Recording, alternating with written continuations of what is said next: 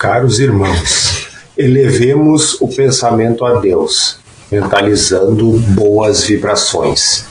Roguemos pela companhia de espíritos de luz neste momento de leitura do Evangelho de Jesus em nosso lar, para que as palavras do Mestre penetrem fundo nos nossos corações e possamos colocá-las em prática a cada dia de ação daqui para frente. Dando continuidade ao estudo do Evangelho segundo o Espiritismo, no seu capítulo 22, Não separareis o que Deus juntou, faremos a leitura e interpretação dos itens 1 a 4, indissolubilidade do casamento. Também os fariseus vieram ter com ele, para tentarem, e lhe disseram: será permitido a um homem despedir sua mulher por qualquer motivo? E ele respondeu: não lestes que aquele que criou o homem desde o princípio os criou macho e fêmea, e disse: por esta razão o homem deixará seu pai e sua mãe, e se ligará à sua mulher, e não farão os dois senão uma só carne? Assim, já não serão duas, mas uma só carne. Não separe, pois, o homem o que Deus juntou. Mas, por que então retrucaram eles? Ordenava Moisés que o marido desse à sua mulher um escrito de separação e a despedisse? Jesus respondeu: foi por causa da dureza do vosso coração que Moisés permitiu despedisseis vossas mulheres. Mas no começo não foi assim. Por isso eu vos declaro que aquele que despede sua mulher, a não ser em caso de adultério, e desposa outra, comete adultério. E que aquele que desposa a mulher que outro despediu, também comete adultério. São Mateus 19, 3 a 9. Imutável só há o que vem de Deus. Tudo o que é obra dos homens está sujeito a mudança. As leis da natureza são as mesmas em todos os tempos e em todos os países. As leis humanas mudam segundo os tempos, os lugares e o progresso da inteligência. No casamento, o que é de ordem divina é a união dos sexos, para que se opere a substituição dos seres que morrem. Mas as condições que regulam essa união são de tal modo humanas, que não há no mundo inteiro, nem mesmo na cristandade, dois países onde elas sejam absolutamente idênticas, e nenhum onde não hajam, com o tempo, sofrido mudanças. Daí resulta que, em face da lei civil, o que é legítimo num país e em dada época é adultério no outro país e noutra época. Isso pela razão de que a lei civil tem por fim regular os interesses das famílias, interesses que variam segundo os costumes e as necessidades locais. Assim é, por exemplo, que em certos países o casamento religioso é o único legítimo. Noutros é necessário, além desse, o casamento civil. Noutros, finalmente, este último casamento basta. Mas, na união dos sexos, a parte da lei divina material comum a todos os seres vivos, há outra lei divina, imutável, como todas as leis de Deus, exclusivamente moral. É a lei do amor. Quis Deus que os seres se unissem, não só pelos laços da carne, mas também pelos da alma, a fim de que a afeição mútua dos esposos se lhes transmitisse aos filhos, e que fossem dois e não um somente, a amá-los, a cuidar deles e a fazê-los progredir. Nas condições ordinárias do casamento, a lei de amor é tida em consideração? De modo nenhum.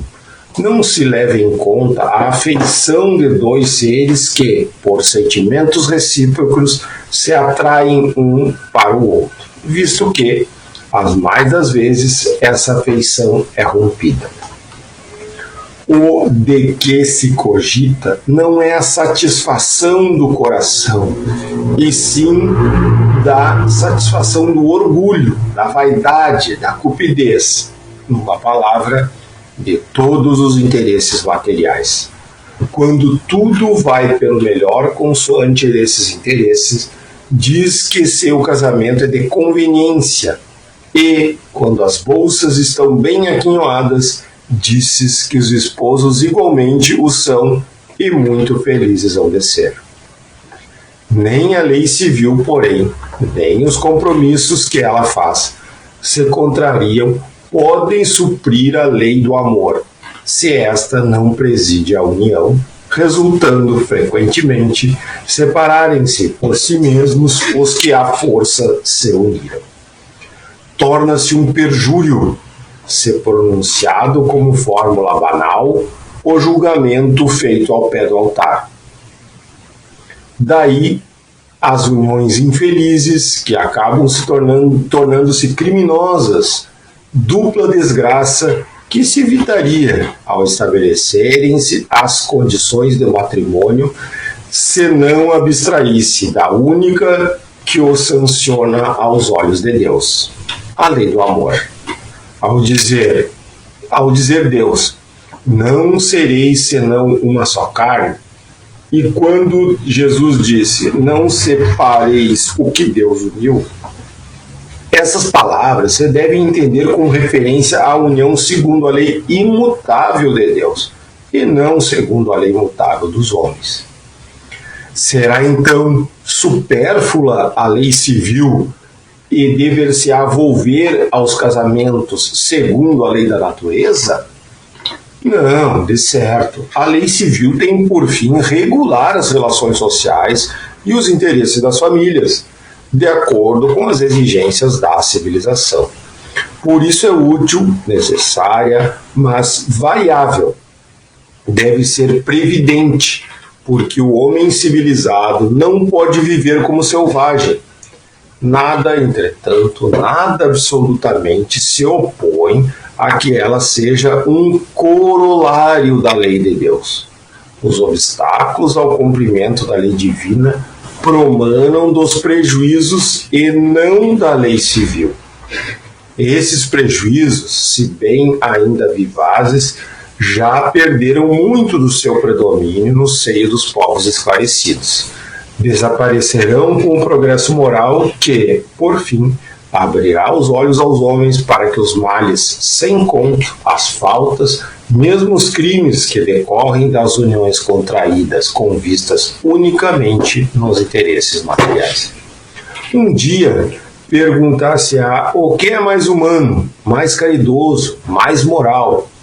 Se encadear um ao outro dois seres que não podem viver junto, se restituires a liberdade, se a perspectiva de uma cadeia indissolúvel não aumenta o número de uniões irregulares.